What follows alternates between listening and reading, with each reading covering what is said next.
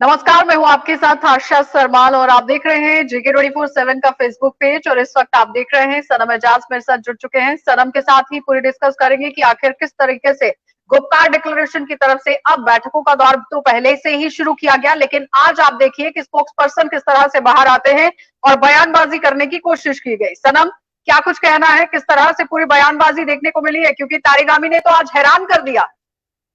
देखिए, बिल्कुल आशा, हैरानी की बात होगी, लेकिन सबसे पहले बताता चलूं, मैं इस वक्त बाहर बैठा हूं और ये खूबसूरत दृश्य में इसलिए बाहर बैठा हूं कि बहुत ही ठंडी हवाएं चल रही है कश्मीर की। और बड़ा वो ये कहे सुहाना इस वक्त मौसम है, और इस सुहाने मौसम में सियासत गर्म हुई है। और ये सियासत गर्म जो हुई है, ये पिछले गुप्कार अलायंस की जो मीटिंग हुई उसके बाद ये सारा कुछ हुआ है। और फिर इंतजार हमें था, सबको इंतजार था कि गुप्कार अलायंस दिल्ली गया तो क्या करके आए, वहां पे कुछ खोया कुछ पाया।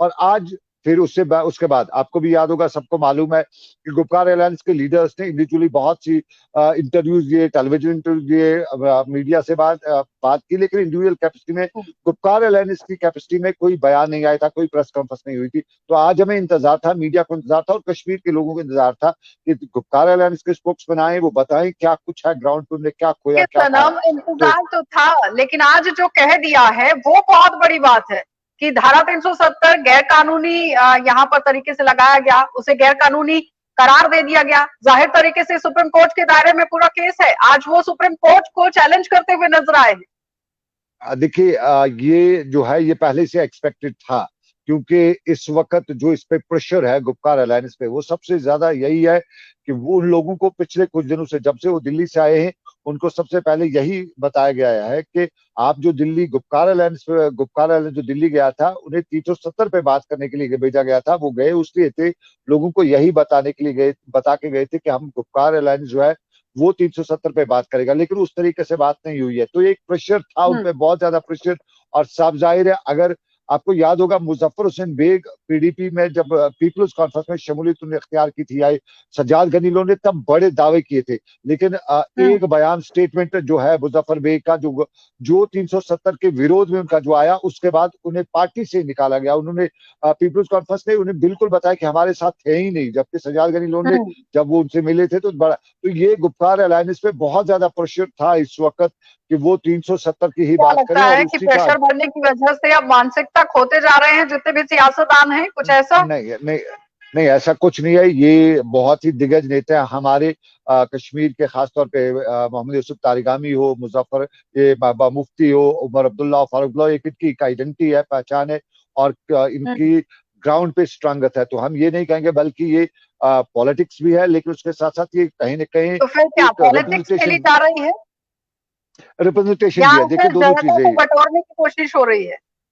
देखिए, जनता को कश्मीर में 370 जो है वो सेंटिमेंट्स के साथ जोड़ा गया है, ये बहुत पहले से है।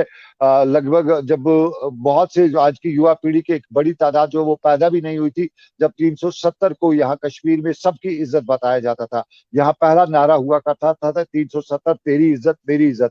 तो वो जरूरी है, इज्जत अब जब ली गई है तो फिर उस पर बात करनी है, और इन पॉलिटिशियंस को मजबूरी भी है और करनी भी पड़ेगी, 370 पे बात करनी पड़ेगी। अगरचे ये सुप्रीम कोर्ट में है, अभी ये कोर्ट में मामला है, लेकिन बहुत से लोग इनसे सवाल उठाते हैं, जब 35A हटाया गया 5 अगस्त 2019 को, तब भी वो सुप्रीम कोर्ट पे था। तो सुप्रीम कोर्ट का वो लोग कहते हैं, या कि पब्लिक कहती है कि उल्लंघन, या सुप्रीम कोर्ट का आदेश जो है उस पे तो वो आया नहीं था 335A पे, लेकिन उसके बावजूद भी बीजेपी ने 370 हटा दिया। तो इस वक्त अगर ये सुप्रीम कोर्ट पे है, तो आप बात क्यों नहीं कर सकते इस पे? जो हम कह सकते हैं कि यानी वोट जो बैंक कोर्ट का, बटोरने की कोशिश जो है वो होती हुई नजर आ रही है, क्योंकि डिलिमिटेशन कमीशन भी कल पहुंचेगा और उसके बाद अगर परिसीमन हो जाता है तो विधानसभा के चुनाव भी होंगे। तो चुनावों को मद्देनजर रखते हुए पैठ बनाने की कोशिश की जा रही है, कुछ ऐसा?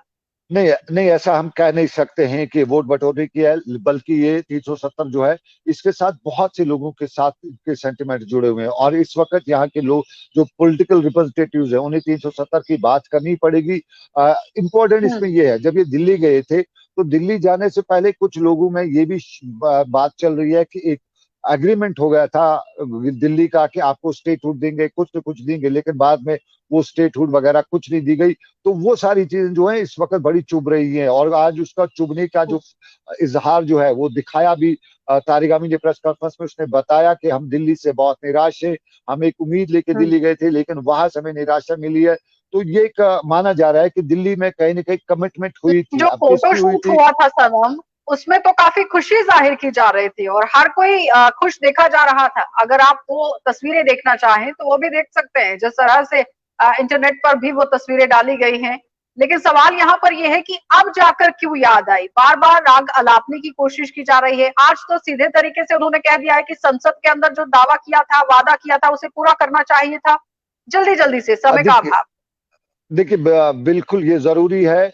गुपकार अलायंस जो है इस वक्त लोगों के एस्पिरेशंस की बात करना चाहता है, और इस कश्मीर में सेंटिमेंट्स हैं 370 के, 35A के। और कश्मीर में अब तक की जो पॉलिटिक्स भी रही है वो कहीं ना कहीं नेशनल कॉन्फ्रेंस ने ऑटोनॉमी भी लाई थी, वो 370 के हम्म। आसपास ही घूमती रहती है। यहाँ पे यहाँ की पॉलिटिक्स एक तो सेंटिमेंटल पॉलिटिक्स है जो सेपरेटिस्ट खेल रहे थे, दूसरी जो पॉलिटिक्स है जो यहाँ के जो मेन स्ट्रीम लोग हैं इनकी पॉलिटिक्स जो है वो डिपेंडेंट ही रही है 370 के आसपास। और अगर इस वक्त उस पर बात नहीं करते तो यही समझ लेना चाहिए कि आने वाले चुनाव में इन लोगों को बहुत ज्यादा भुगतना भी पड़ सकता है। वही तो तो सनम, पहले भी 370 सवाल था कि सिर्फ चुनावों को मद्देनजर रखते हुए ही 370 को पकड़ने की कोशिश की जा रही है। बहुत बहुत धन्यवाद सनम जुड़ने के लिए। तो फिलहाल आपने देखा कि सनम एजाज के साथ बातचीत चल रही थी, लेकिन आप समझिए कि गुप्कार डिक्लेरेशन की तरफ से आज बड़ा बयान देखने को मिला है जो तारिक आमीन की तरफ से सामने आया है। धारा 370 को लेकर बातचीत करते हुए नजर आए हैं कि जिस तरह से केंद्र सरकार की तरफ से संसद के अंदर दावा पेश किया गया था कि स्टेटहुड का दर्जा वापस दिया जाएगा, ये होना चाहिए था।